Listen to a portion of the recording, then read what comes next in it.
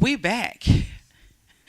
We literally had a blind spot to happen. I mean, the entire corner over here where the lights went out and knocked the live off. So here we are once again to be continued. Like I was saying, we were attempting to look at the comments on Facebook. So let's go and look at these comments and see what's happening in these comments. The comments say, hold on, now my phone want to do something weird.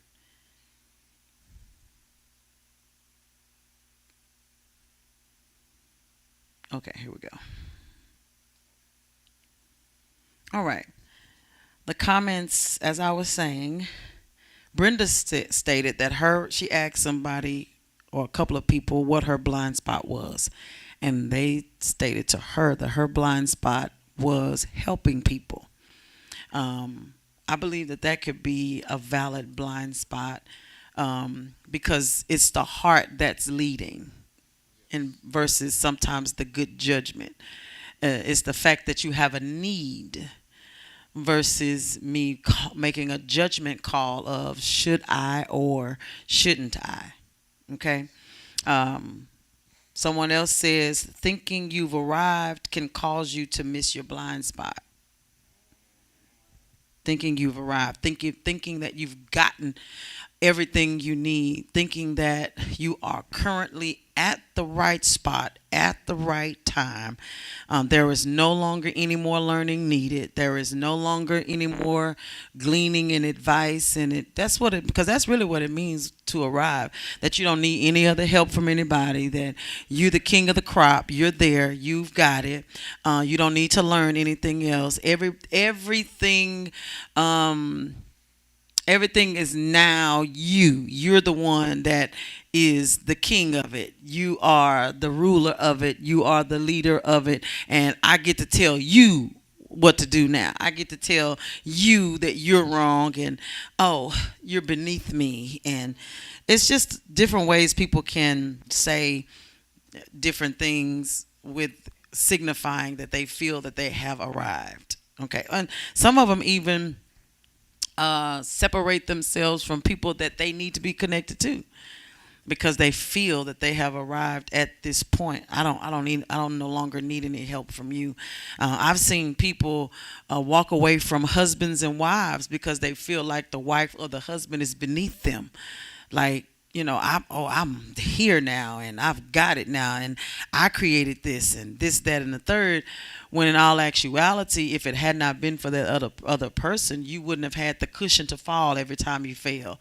You wouldn't have had the support that you needed when you were plowing through trying to get it together. Some of y'all, some people probably wouldn't have even had the idea in their head without the partner that they had, because it was the partner that said, why won't you market that? Why won't you try to figure out how you can market that, you know? And so, yeah, I agree. It says the thing about blind spots is you can't see them. It takes someone else to tell you about your blind spot, and you have to be willing to accept the fact that you have one, which is true. I had that session today with a friend. Amen. Hallelujah. My mom says, so your blind spot is when you get something that you need. When you forget something that you need. Most of the time, yeah. Most of the time, it catches you off guard. It catches you unaware. You thought you packed it. You thought you got it in your last season. You thought you already learned how to do that. You thought you already had accomplished that. I've already gotten through this. But sometimes it's therapists are good at that. Therapists are real good at showing you that you have overlooked a spot in you. You did not, this part of you didn't heal. And therapists are really good at uncovering that and have you feeling some type of way about your healing process. Because now you looking like, I thought that I had already covered all my bases. And so I just wanted to cover some of the comments that were going on Facebook. But I want us to understand that we are, um, us being believers, we are the target for what the enemy has plotted and planned. We're the target. And he's not coming to steal, kill, destroy, be cunning and deceptive in places that he is visibly seen. No, he not finna come to you with something that you can easily spot and say, "Oh, mm-mm." He's gonna try his best to wiggle his way in a space that you forgot about. He's gonna wiggle his way into a place that you have overlooked. You know, he's going to kind of slide his way into some area that you thought that you had overcome and you didn't. You know what I'm saying? And so many times we get caught up in his scheme because we decided that that was a place that we should push back, we should cover up, we should overlook versus facing it head on. That's all I'm saying. Since Brenda mentioned her blind spot, I asked a friend about, hey, what is my blind spot? One of the things that he said, and I really had to kind of straighten my shoulders when he said it, he said, he said at times, he says, at times I believe that you're not vulnerable enough to be relatable. And I said, oh. He said, this is what he said. He says, let me preface this with this.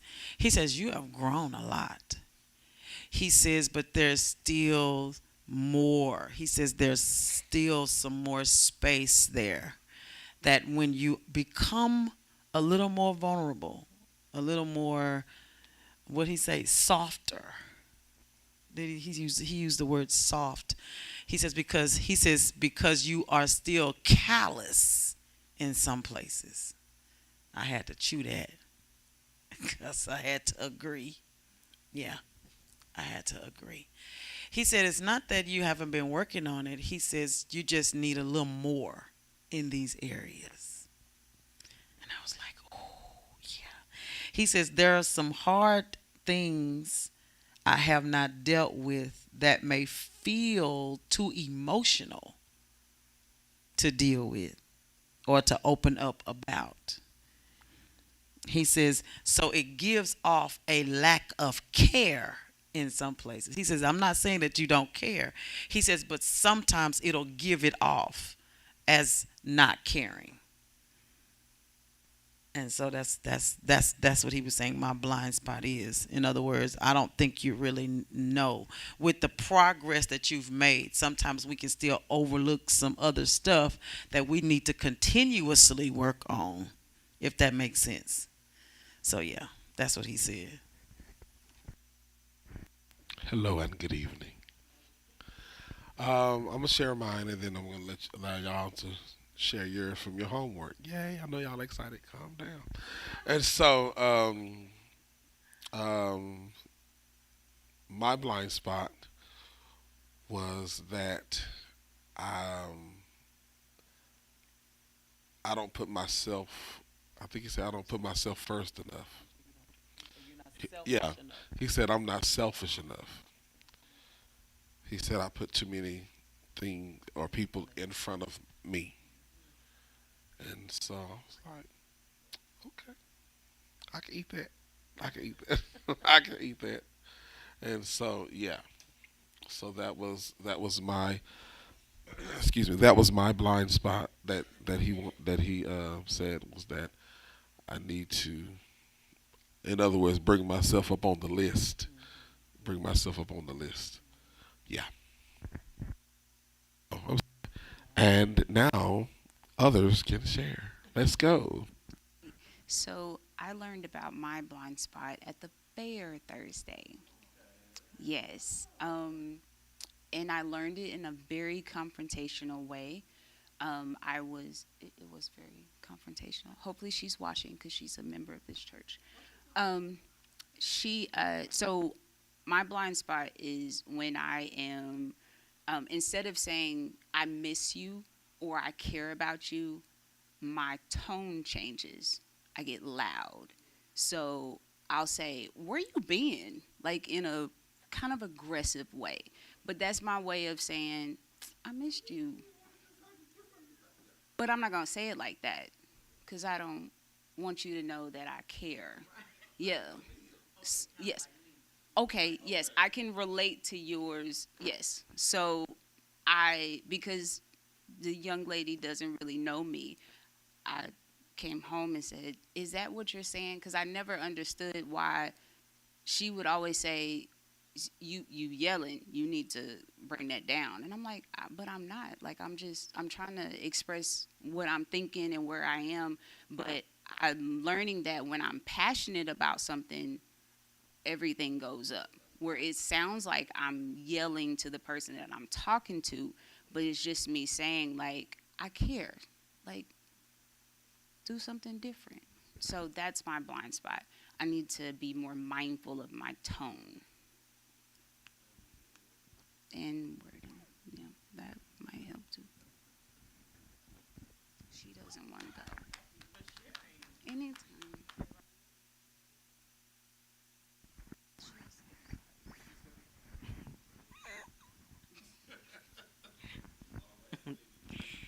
So I was told my blind spot is when I'm saying something and someone wants to interject or they want to explain reason or their reason to me. I, not all the time, allow them. Um, you can say that, I guess. Okay, now that's me.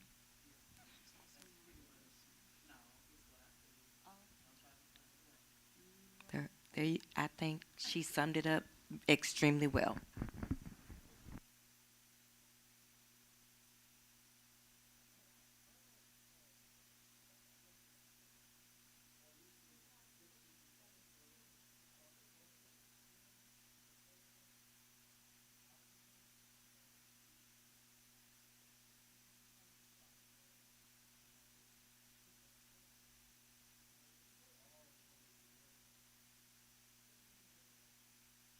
I think it's exactly what she's saying. This is what I said, so this is what it is. But I need to back up and be open to hear their side because it could be that we have a mutual um, understanding or we agree with what I'm saying, but I need to allow space for that person to speak, to share with me, to even see if we agree or disagree.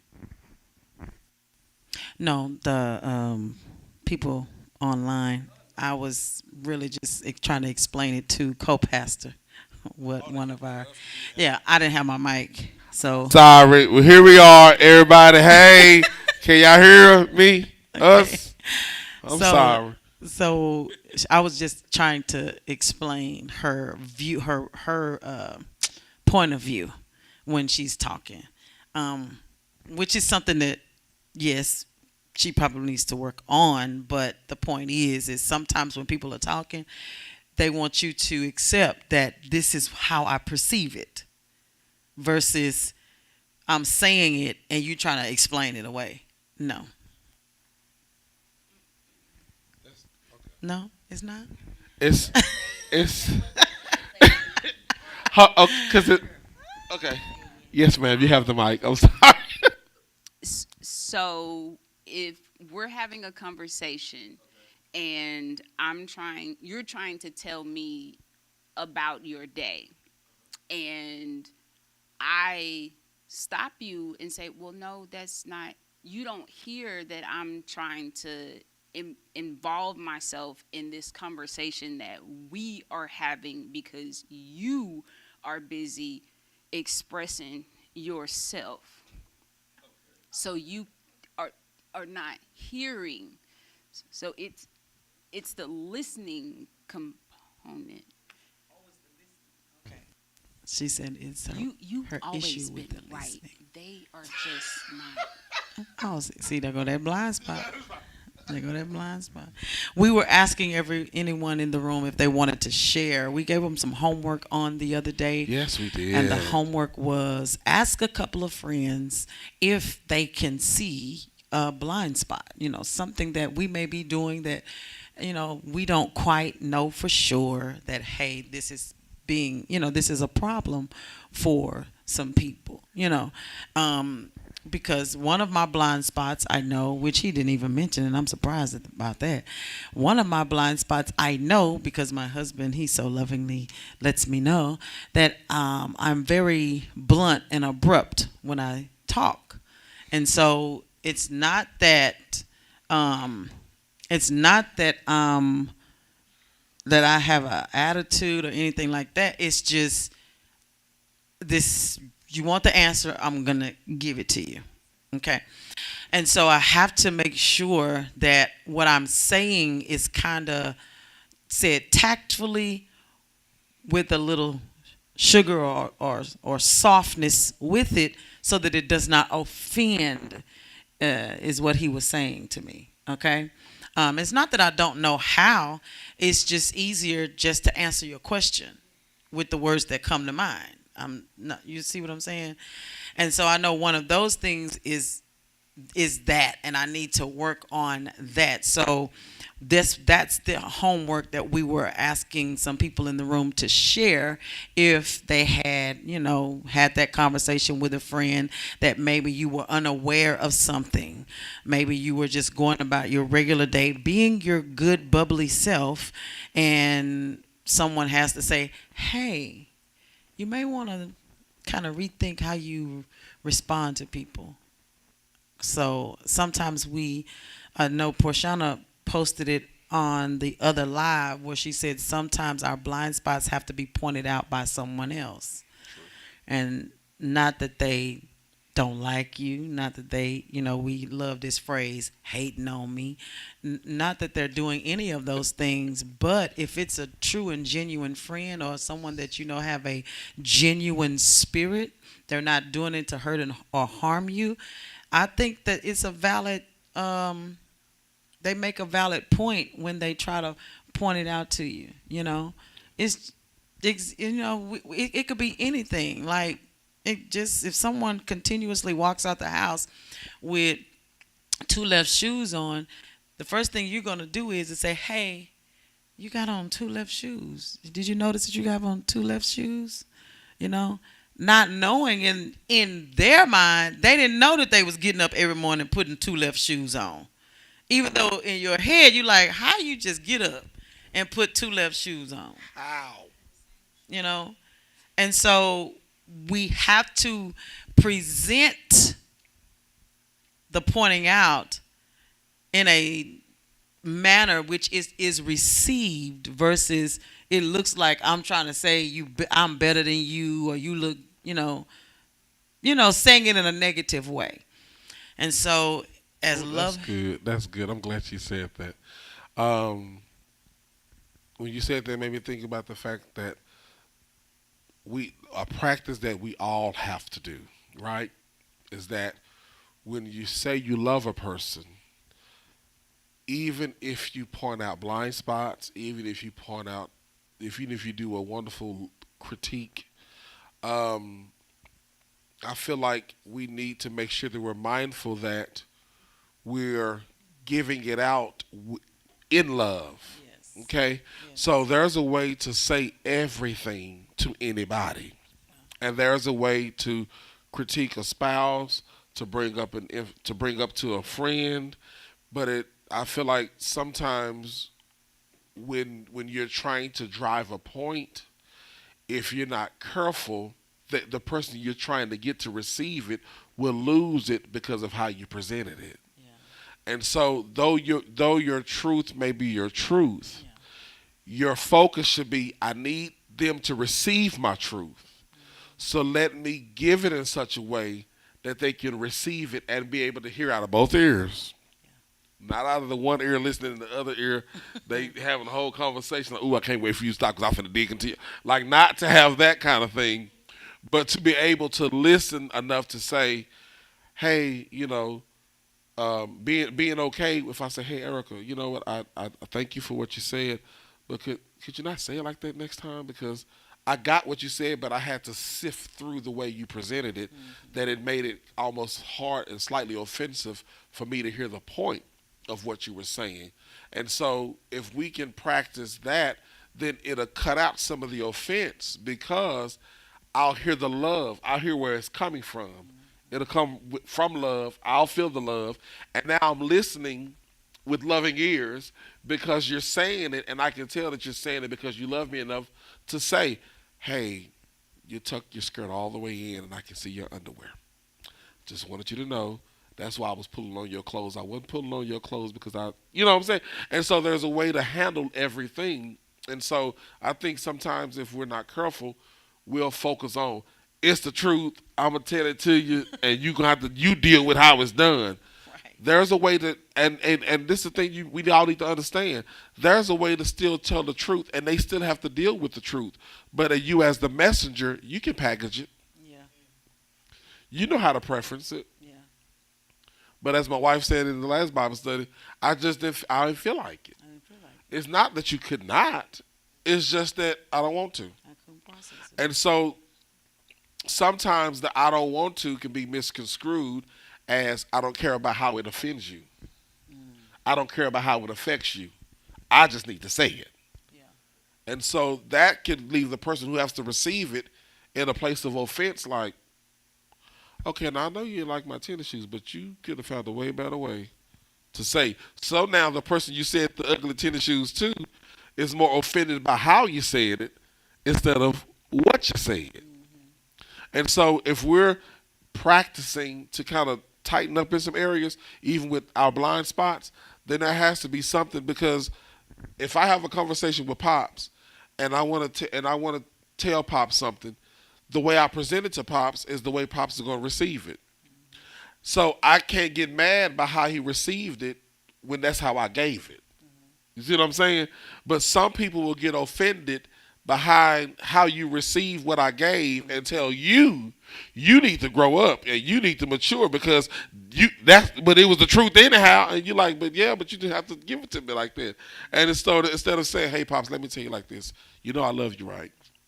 This is what I've noticed, and I just want, you see, and the person will lean in like, what is it? But when you come across with that rah-rah, they're going to be like, they're going to meet your energy before they meet your words. Yeah. And so if we're going to be mindful of it, we all, listen, everybody in this room has to work on delivery at some point. Not saying that the way you do it is mean, not saying the way you do it is offensive, but we all have to be very cognizant of how we present to anybody.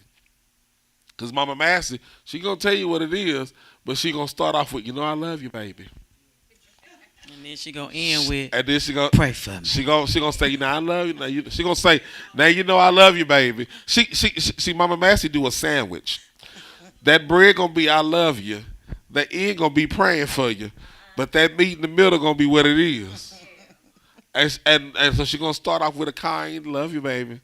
Then she gonna say, now and she gonna tell you that. And then she gonna say, I'm praying for you. So by the time by the time you finish, you kind of like, ooh, that kind of, oh, and then she turn that corner and you okay, and She ain't gonna give you a chance to respond. Uh-uh. She gonna walk away. she finished with it. That she gonna tell you, you pray about it and you talk to the Lord, and she gonna go, oh, I forgot, yes ma'am, you got to tell us yours. Did you have you did no?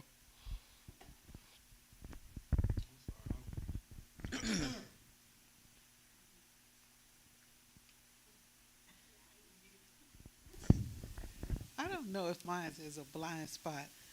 That's probably the first sign, right? Well, I don't know. Good evening. It depends on what they told you. This what I didn't really ask nobody nothing, but my friend told me, she said, you don't know how to read between the lines. Ooh, And I said, okay. what? Because one thing, when people text, I'm serious. When somebody texts me, I get offended. Tanika said, Mama, you don't understand tone. You can say, how you doing? Why they ask me what? I'm serious. I need to talk on the phone. But anyway, she said, I didn't know how to read between the lines. She said I was slow. So I told her I need it straight. I don't beat around the bushes. I don't catch on like that. You know, if you tell me, Yeah. I don't know what you're doing. I don't know how to. What's wrong with your neck? What's wrong with your neck? Girl. I've never been able to do that. Right, right. I didn't. You know, they always do that. Be talking about, you see that? I don't know what see you're nothing. saying. You got to tell me the whole from the this that all the way to the end. Yeah. And she told me, "Need you kind of slow." So I guess that's my blind spot. I don't. I think it can be a blind spot, especially if someone is trying to be vindictive or mean, and you're not catching it. You're not discerning it. But I don't think it's a blind spot that's going to harm any disposition or anything about you in your relationship with God, per se. You know. Um, But I will say what you will say? that your blind spot is gonna mess up people that try to be discreet. Yeah. If discretion, I said her blind spot is gonna mess up with people that try to be discreet. Yeah. Cause you know how it is. You lean into your friend and say, "Don't look now," but that lady over there in that purple dress, she got her. Da, da, da, da. You go, I don't know what you're talking about. Where is that girl? You just She gonna messed say, up. "What?" You just messed up. And you looking at? That's me. I started the conversation off with, "Don't look now." I just. He's talking about, talking about right there. What you pointing for? What you pointing for? He's talking about right there. You know what? See, your blind spot gonna get us in a fight. Yeah. I need you to learn how to be discreet. I need you to take some read between the line classes, cause you need them. Listen, use that. Tell the Lord, Lord, I don't do well with read between the line. Help me with my discern. Help me discern what they saying. Ask the Lord, lean on the Holy Ghost. Help me discern what they. Help me discern what this mean when they do this. Oh, that means casually look over to my right. Yeah. Ooh, I see it too. You know, discreet. That's what I'm talking about. Because if you don't have it, I'm just saying, you know, See, that's my sister. Trina, you don't. Y'all gonna get people in trouble. Y'all gonna get people in trouble. they wanted to sign. I'm just saying. I'm just saying. Let's not see. read. Yes, ma'am. I can't see, so I have to look to see. And by the time they come up, I still can't see. So then I really got to pay attention Then you because I'm gotta trying to see. get it. Yeah. They trying to see. So I wanted to say I was I like how you said that, you know, how a person comes to you and tells you about their blind spot. That happened to me. And if I tell you I respect this person so much, I was told that I gotta watch my facial expressions. And I 100% agree with that person.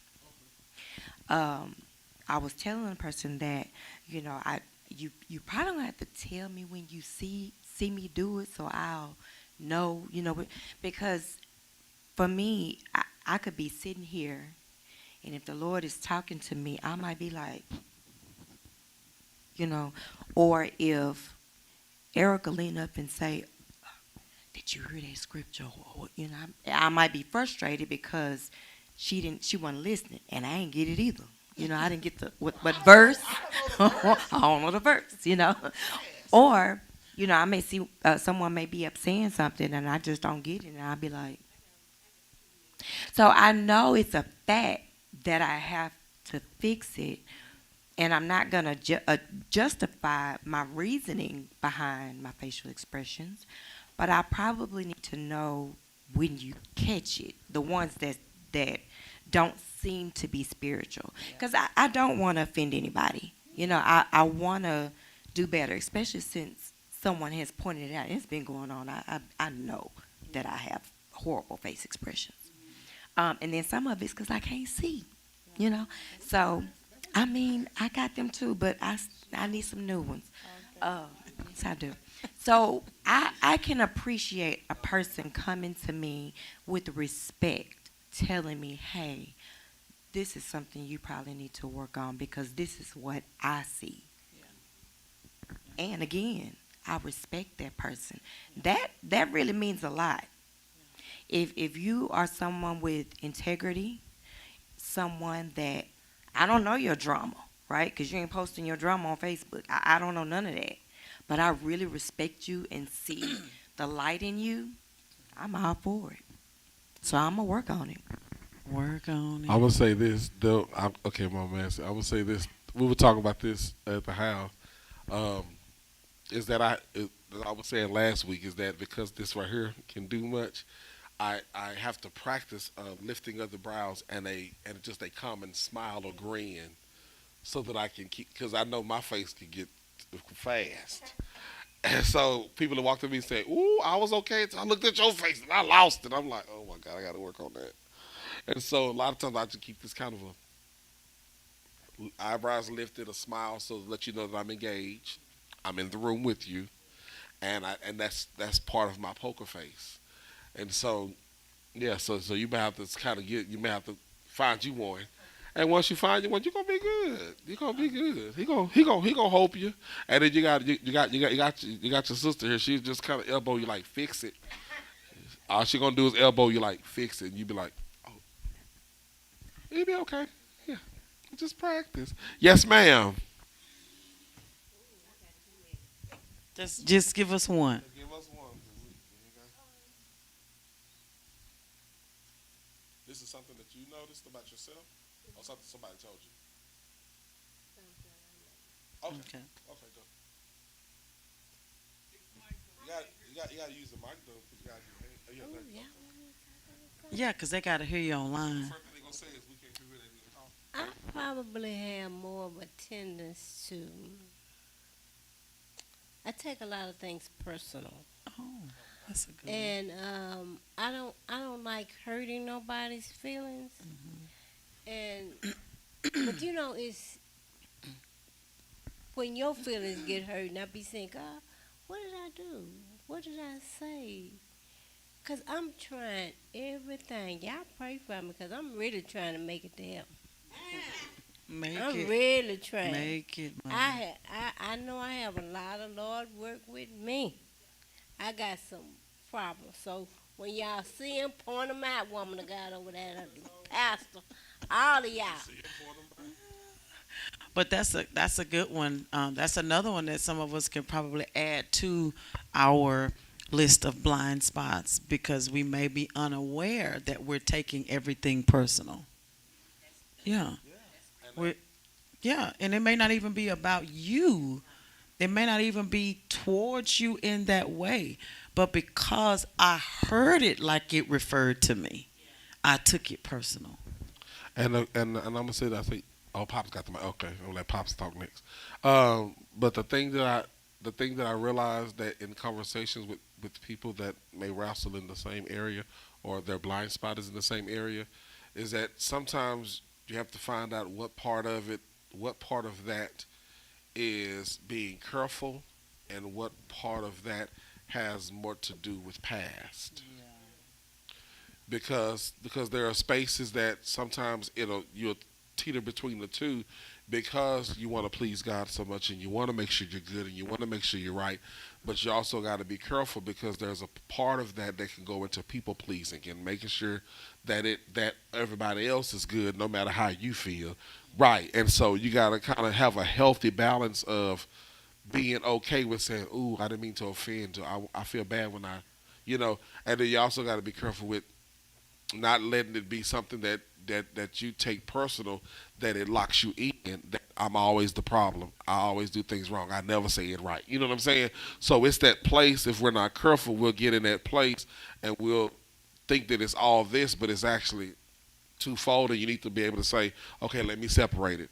Is this the habit of me, or is it the part of me that's trying to do better? Because it can teeter between the two, and if you're not careful, you'll find yourself beating yourself up over stuff that's really not worthy of your time to be saying, "Woe is me! Dang it, I didn't mean to say it like that. I don't know what I was thinking." When in actuality, it can be used as a device to make you feel less than who you are. You see what I'm saying? Because that device will turn up, and if you're a person who have ever wrestled with self worth, identity, those are branches off of that same thing. And if it can keep you to say, "I ain't gonna say nothing," it it'll shut you down to a place, but it has nothing to do with them, but it has everything to do with there. So with that, you have to be careful because that's a fine line. And I'm not saying be cognizant of I need to watch how I say it. I didn't mean to offend Lady Anidra, and I should have said like this. Okay, let me go back and apologize. But there are times that you got to be careful that that cunning part doesn't step in and start to elbow you over things that you've wrestled with before. That now makes you say, I just can't. I just can't. And you'll See, yeah, and then see, you'll just shut this it happened down. the Like last time. you'll This, say, this how I started the last I time. told so and so about their shirt, and then they stopped talking to me. I told so and so about their shoes, and I'm just gonna say nothing nobody. See, it turns that corner, and that's a fine line. So yeah, yeah. But thank you though. I think that was a good observation. Pop's gonna say something. What up, pops? Yeah, I've been told that my blind spot is being impatient. I've heard that quite a bit Oh, in my life, and from being Is that- impatient. Is that something you agree or have you seen? Like, do you agree with the observation or you don't agree? oh yeah, I agree with You agree? Okay.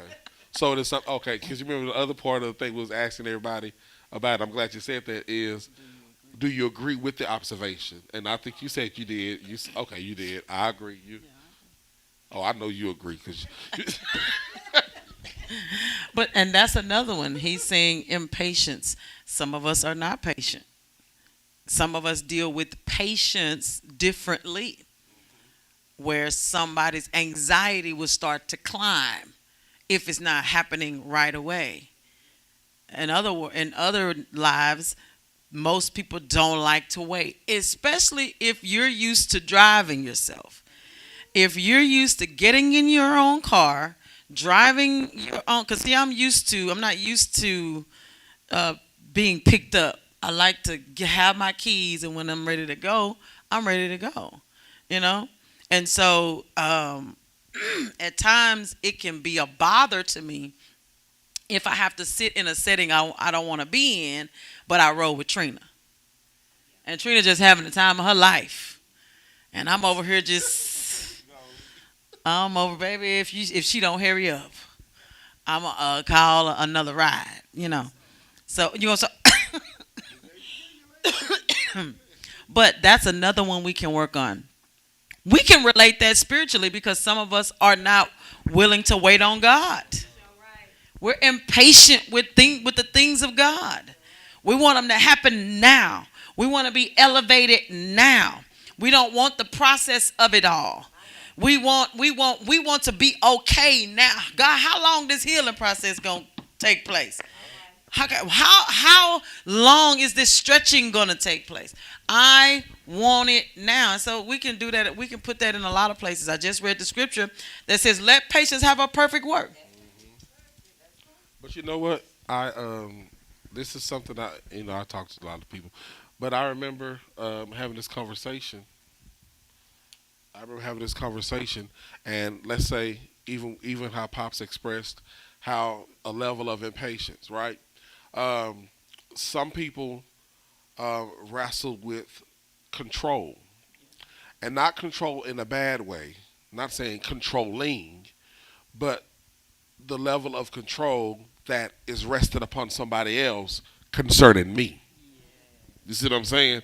And so some people, in conversations, I've talked to people before, and some people wrestle with the level of control because they may have lived a life in a certain part of their life where they didn't feel like they had control. And so now that I'm grown, I do my own thing. I now can control my going, my coming, my yes, my no's. And so some people to be in a place to release that once you've reached a level of independency, it causes you to be a little different when you have to. Because I remember when you talk about cars, I remember when I got my car, I was doing my thing, whatever, and then when I was back on bus, it was a hard place for me because I was used to, I do what I do.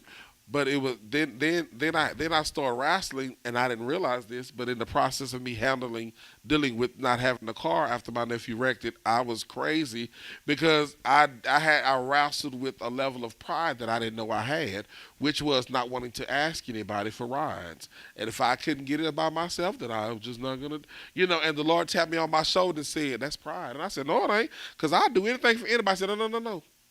He said, "It's pride because your mouth is closed and you need help."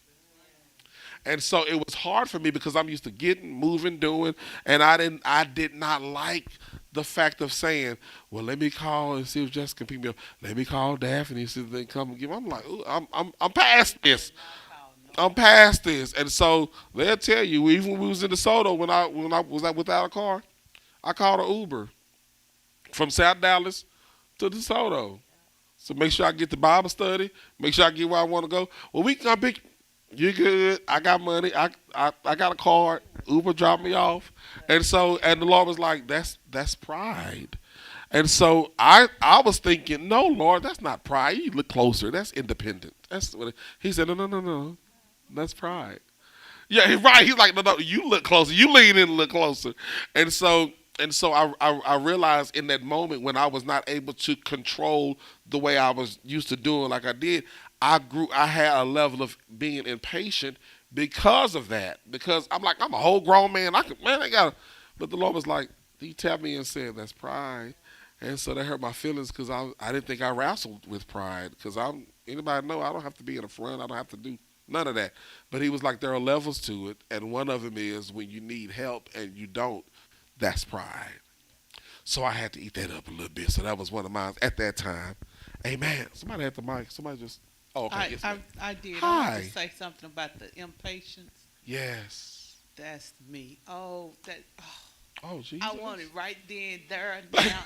I need it, and then, but that's not good because once you get that, you mess it up. All kind of things happen, and then I started praying and asking God what to do, and He led me to Philippians 4, and this is what He said: Anidra, be anxious for nothing.